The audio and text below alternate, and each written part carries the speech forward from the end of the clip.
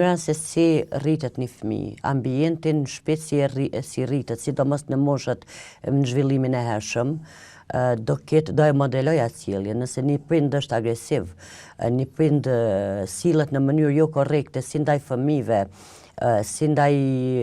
bashkëshortes ose bashkëshortit ose me rrethin, patjetër që kjo do interferoj tek fëmiu dhe ai do jetë modeli ku nesër do e përdori fëmia si sjellje e dur. Neve e dim në moshën e hershme të fëmijërisë, prindrit për fëmijën janë të pagabushëm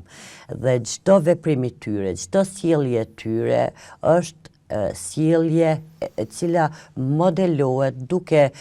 mos qenë racional, se edhe prindrit janë të gabushëm, edhe prindrit munden mos me pas sjellje të duhura, prandaj ata i modelojnë dhe nesër do i përdorin si model për sjelljet e tyre.